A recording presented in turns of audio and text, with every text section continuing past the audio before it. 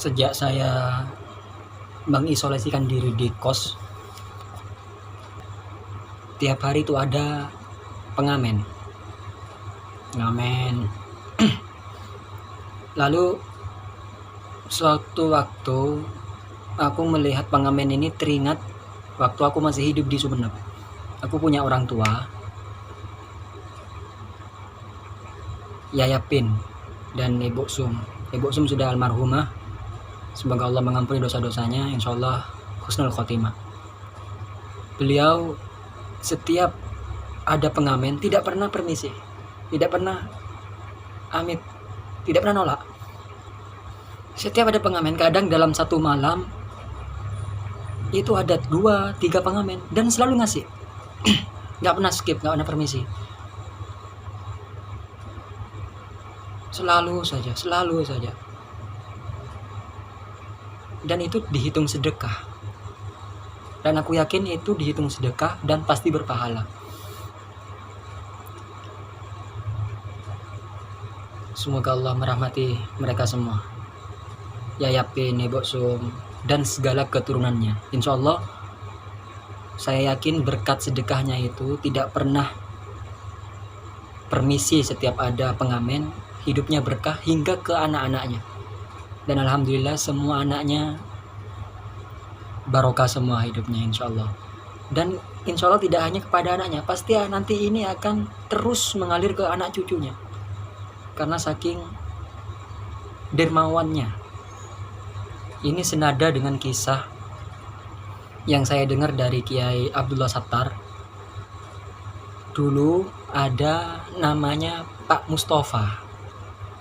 Pak Mustafa ini sama tetangga-tetangganya dipanggil Pak Tapa. Pak Tapa ini pedagang kecil. Tapi karena beliau bertetangga dengan pondok, setiap hari rutin selalu memberikan makan ke anak santri. Rutin selalu kasih makan ke anak santri. Anaknya Pak Tapa ini juga mondok di pondok sebelah rumahnya tersebut. Namanya Bisri. Kisah nyata. Barokahnya sedekah ke anak-anak santri yang menuntut ilmu. Bisri ini, anaknya Pak Tapa ini, setiap pembagian rapot, intihan, selalu ranking 1. Pinter, cerdas, barokahnya sedekahnya Bapak Tapa ini. Bapak Tapa orang-orang biasa, bukan kiai, bukan ulama, tapi rutin sedekah. Akhirnya Bisri selalu ranking 1, pinternya pinter. Saking pinter, Bisri ini sama pengasuh pondok namanya Kiai Holil. Pondok ini diasuh oleh Kiai Holil. Diambil mantu Bisri ini. Sama Kiai Holil diambil mantu, akhirnya nikah dengan putri Kiai. Karena sudah nikah, berselang beberapa saat istrinya Bisri ini hamil. Ketika hamil, Bisri ini berdoa, ya Allah, ketika bayi ini lahir laki-laki, maka saya bernazar akan saya kasih nama sesuai dengan namanya guru saya, karena beliau yang telah mendidik saya hingga saya pintar. Lahir ternyata laki-laki, benar, akhirnya dikasih nama Holil Bisri. Holil Bisri ini pada zamannya sangat terkenal, ulama, juga aktif di birokrasi pemerintahan. Berselang beberapa saat, istri Bisri ini lahir lagi, hamil lagi.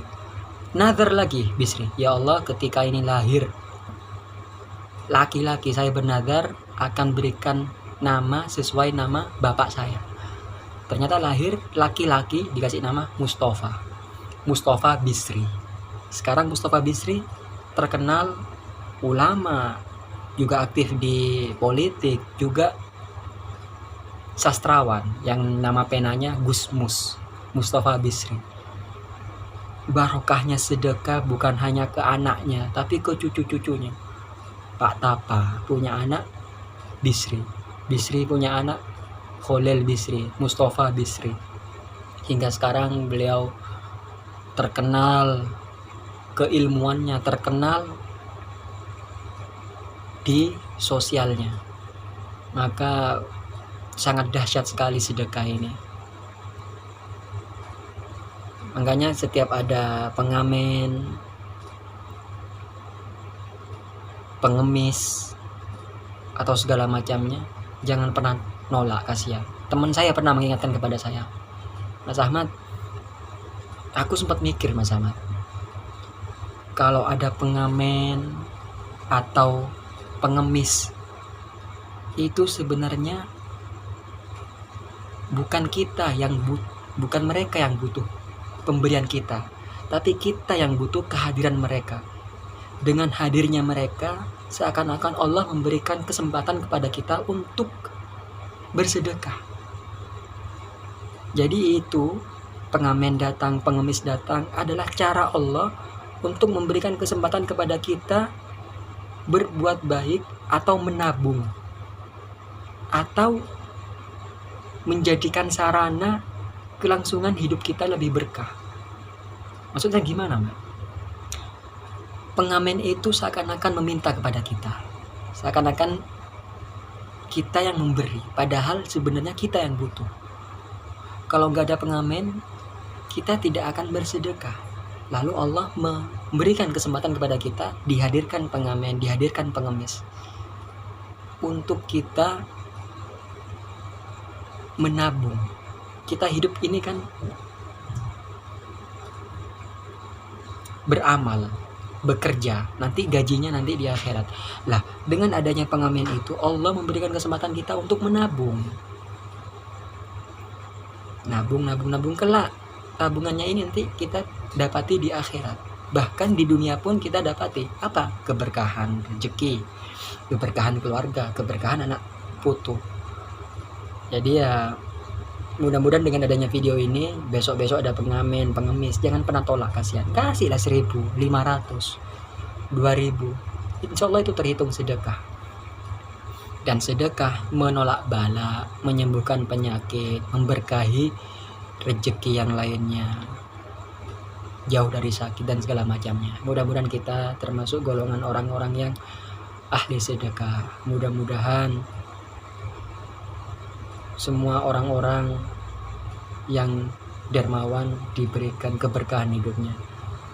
Dan Ibu Sum almarhumah, mudah-mudahan dilapangkan rezekinya, diampuni dosa-dosanya, dan ditempatkan di sisi yang mulia, di surganya Allah. Ya Yapin, barokah hidupnya, keturunan-keturunannya, Mas Dedi, Mas Heri, Mas Andi, Mbak Yanti, semuanya, dan segala keturunan-keturunannya, mudah-mudahan barokah berkat sedekahnya orang tuanya. Alhamdulillah.